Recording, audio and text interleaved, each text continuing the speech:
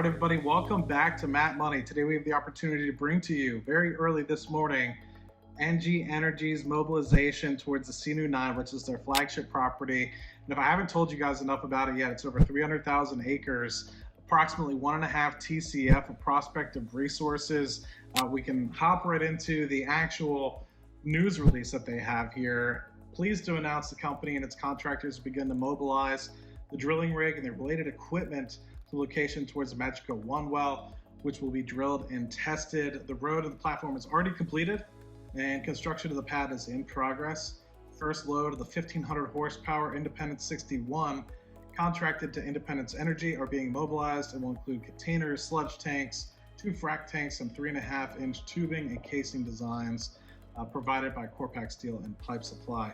And then goes on to mention specifically why they're choosing the Magico 1 as opposed to the Hechizo, which they were contemplating moving towards initially as part of the continuous evaluation of the CNU9 block, 300,000 acres plus prospect that they have here. A new seismic review of the Magico area, including amplitude versus offset anomalies reinterpretation, has carried out showing the presence of approximately 3 bright spots or 3 amplitudes that they kind of see and evidence of deeper prospective zones with possible higher production expectations. So not only do they see in this structure map that you're seeing here, approximately 4,500 feet to 6,000 feet deep, this potential AVO offsets that are lining up with this structure, but potential for deeper horizons in there as well. Magico 1 well, followed by very attractive areas such as the Hechizo, Molagroso, and Hechachero areas.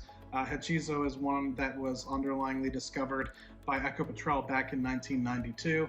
They chose the Magico 1, which also considers social impacts as well. Drilling activities, agreements with local communities, and the surrounding Magico have been achieved, including rights of way and local hiring in order to get things on slightly faster. Now, if you guys haven't necessarily taken a look at the CNU9 flagship property for NG Energy, it's quite impressive. I'll just run through 2 slides here that give you an underlying overview of the 1.5 TCF prospectivity that they have here.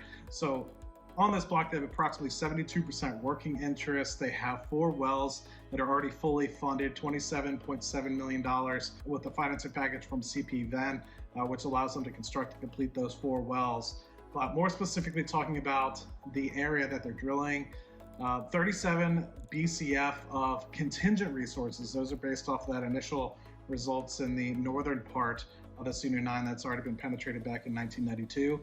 But unrisked of 602 BCF and prospective resources of 459 BCF gross. And obviously taking that towards from a 72% working interest to the 100% working interest gets you to the 1.5 TCF of prospectivity. To the east of this is Canacol's flagship property themselves. They produce between 170 to 200 million scuffs a day. Of that, they have 637 BCF of 2P resources, and they continue to see a lot of success. They're continuing to explore and delineate on that property as well. I take a quick look at their investor presentation. They're doing quite well on that property. But as I kind of mentioned, Ocal, which is another player in Colombia, drilled the Arrecife 3 well on its property to the southeast, and they got 3 to 10 million scuffs a day. But the Aguas Vivas, which was drilled in Canacol's property, which is directly east of CNU9, hit over 400 feet of pay zone and tested at 35.5 million scuffs a day. Considering that these wells cost $4 to $5 million to drill, and they take only 20 to 30 days to drill, that's huge. That's offshore sort of potential that people would even be drilling for in offshore environments. So the fact that we're able to get that onshore is absolutely amazing. Not only that, but the pipeline system is already set up. Excellent infrastructure, open access to national oil and gas pipelines, really good grid overall to be able to get this to market. And of course, with that, they have 4 near-hole drilling locations that they're ready to go for. And as I mentioned, this is a little bit of the structure map that you see over here, 4,500 to 6,000 feet deep. This map over here is actually in meters if you actually want to get your eyes into it. We're going to be going off of this Magico 1 well initially. We're going to follow up potentially with some of the Hechizo, Hechachero, and Milagroso wells as well. But keeping in mind the Mago and Hechachero area has 193 BCF potential here.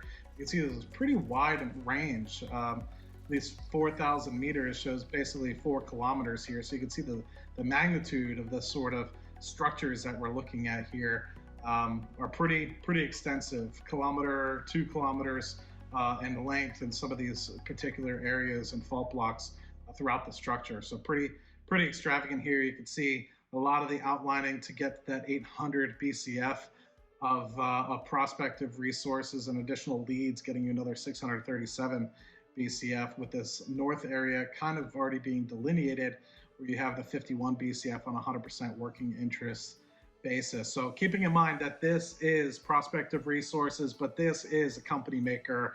This will take NG Energy from where it is today, $150 or so million Canadian company, to almost $500 million, if not closer to $1 billion, depending on the resources that they find in this area. If they're able to find the 1.5 TCF, that's definitely a company maker in this part of the area. But not only mentioning that, but they do have other resources that they're going to be developing, with Maria Conchita coming online at the end of 1Q. So excited to see with obviously the actual spudding of this, the actual mobilization, getting things in order, as well as being able to get Maria Conchita production online, the true potential of what might actually be coming in the next several quarters associated with NG Energy, or ticker symbol GASXF. So really exciting stuff. We'll be looking forward to seeing the drilling results coming out of the Magico 1. We'll be looking forward to seeing the actual gas come down the pipeline at Maria Conchita, as well as some of the other items that we had talked about with future exploration potential coming out of Tiburon as well. So thank you guys. Look forward to seeing what you guys have to say in the comment section. Let me know if you have any questions down there as well. I'd be more than happy to answer them. If not, see you guys in the next video.